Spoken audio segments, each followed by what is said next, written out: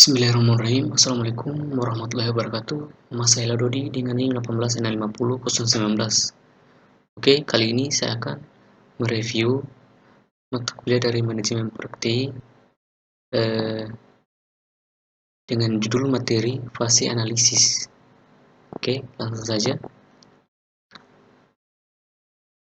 Tujuan dari fase analisis adalah mendefinisikan secara tepat apa yang dapat dilakukan sistem untuk user dan bagaimana sistem tersebut menyesuaikan dengan lingkungan user. Aktivitas utama atau kejadian penting dari fase ini adalah untuk menghasilkan dokumen yang menjelaskan arti lingkungan sistem, disebut functional specification atau spesifikasi fungsi.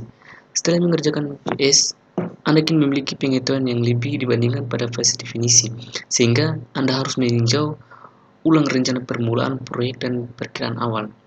Dalam fase analisis, Anda harus menghadapi apa yang akan dilakukan, bukan mengenai bagaimana hal tersebut akan dilakukan, karena fase desain akan membahasnya.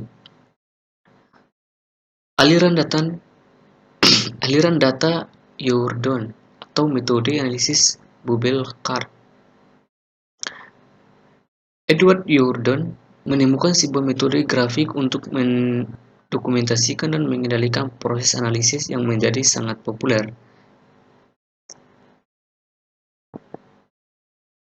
Definition user. Analisis bersama-sama dengan user mengembangkan diagram seperti pada gambar 6.1. Mereka mulai dengan membuat daftar semua user yang akan memiliki hubungan dengan sistem, termasuk user tidak langsung seperti student. Kemudian mereka menggambar garis panah untuk semua input dari dan output untuk masing-masing user. Garis diberi nama dengan informasi atau data yang melewatinya. Garis panah tersebut mewakili aliran informasi, aliran data, atau kejadian perpindahan secara fisik dari bagian-bagian. Inilah sebabnya mengapa diagram ini disebut diagram aliran data. Kemudian analisis dan user mengidentifikasi informasi umum yang disimpan oleh sistem. Mengidentifikasikan antarmuka user. User dan analisis menjelaskan setiap bagian yang diwakili oleh garis panah yang merupakan aliran data antara user dan sistem.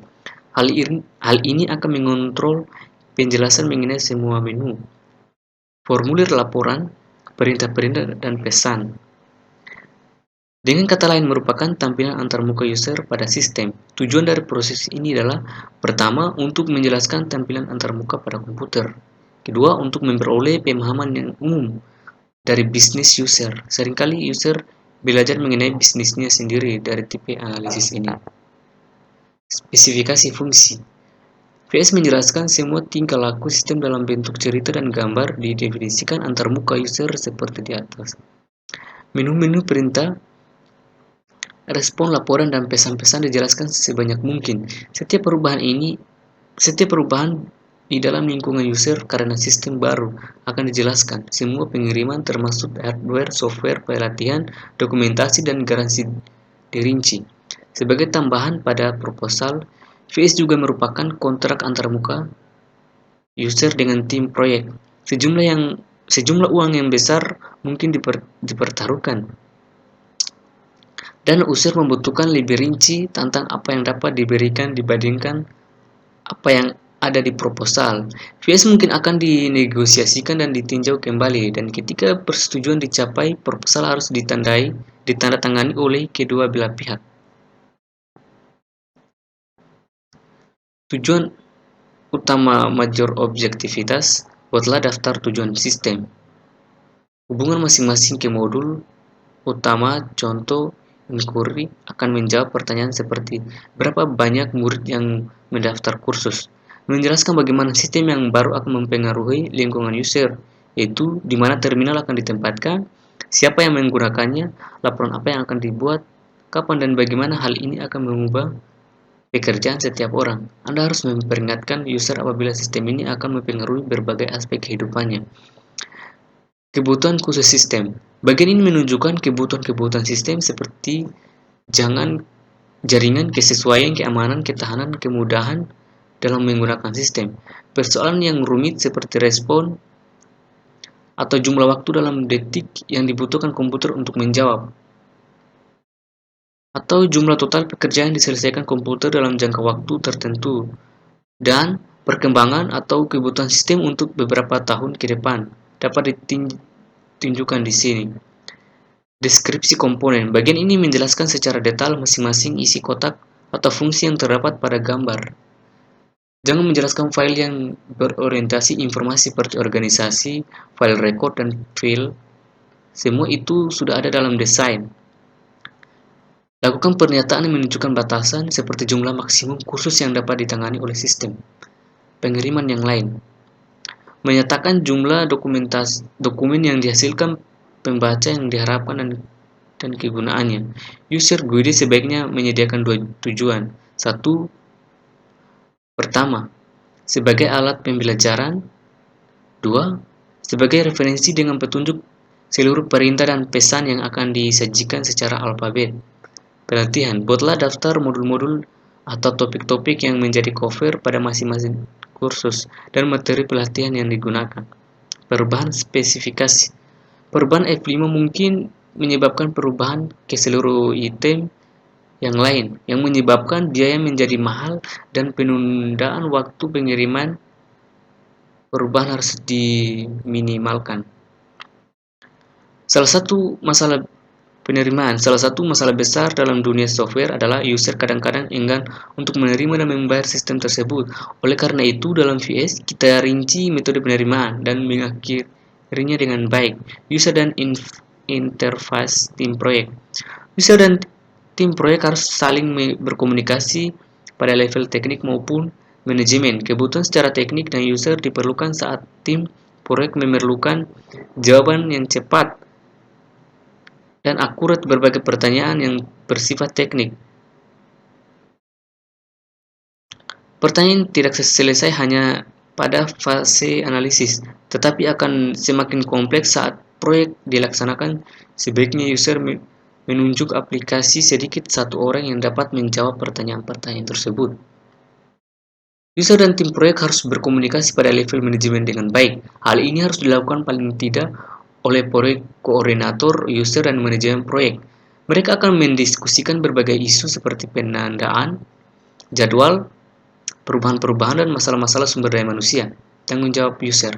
Untuk menghemat uang dan waktu, atau jika user berharap dilibatkan lebih banyak, tim proyek mungkin meminta kepada user untuk mengerjakan petugas-tugas proyek, seperti menyediakan data test, menulis user guide, atau bahkan merencanakan acceptance test. Buatlah daftar seluruh kegiatan dan batas waktunya. Ingatkan user untuk menandatangani dokumen ini. Istilah, kondisi dan asumsi. Buatlah daftar aturan baru dan kebijaksanaan yang harus dipatuhi semua orang. Teknik penulisan untuk pembaca non-teknis. Untuk menulis VS yang baik memang sulit sekali.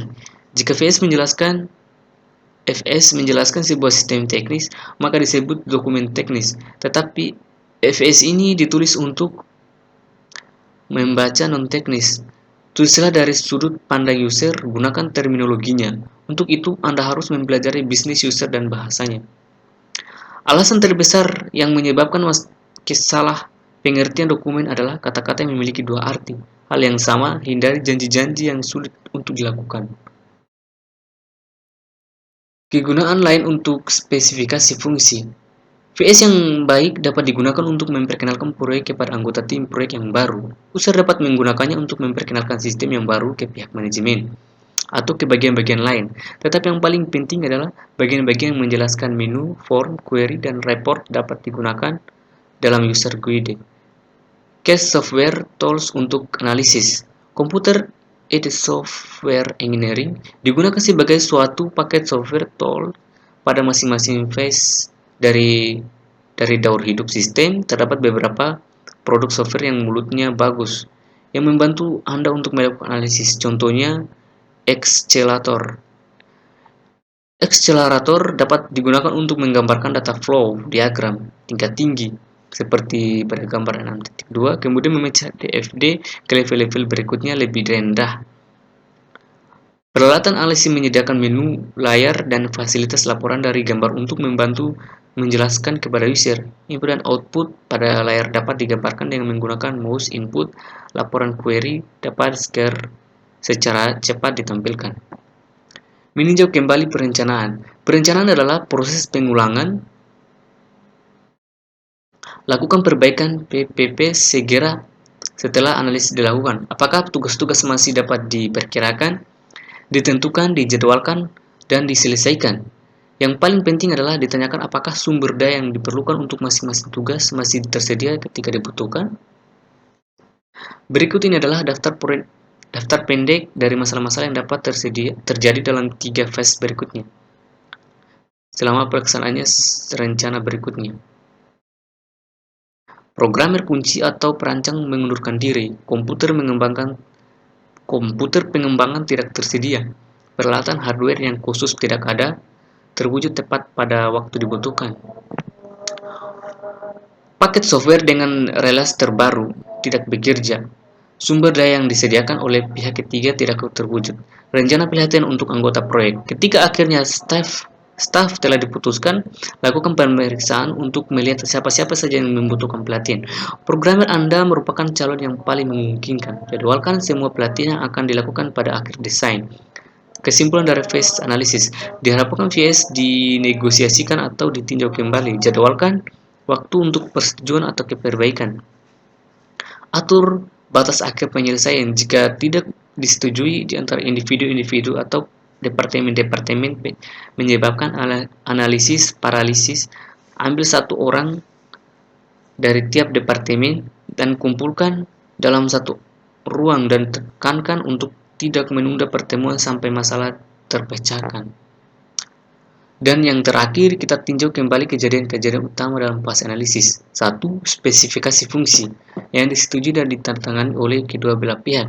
2. Jika kedua langkah proposal digunakan, development proposal telah ditulis dan dipilih oleh user. PPP diperbaiki untuk memasukkan perhitungan baru dan jadwal-jadwal. Sumber-sumber masih dijalankan untuk seluruh kegiatan. Desain tingkat atas telah dilakukan. Hal ini mungkin tidak jelas, tetapi Anda harus mengerjakan TLD ketika Anda menemukan gagasan dan menggambarkan gambar N.1. Ini mungkin bukan TLD terbaik meskipun pada akhirnya akan digunakan juga. Tetapi itu merupakan terobosan pertama bagaimana sistem akan bekerja dan bagaimana utama yang akan diproduksi. Oke, saja yang dapat saya review. Lebih dan kurangnya mohon dimaafkan. Billahi taufiq wal hidayah. Wassalamualaikum warahmatullahi wabarakatuh.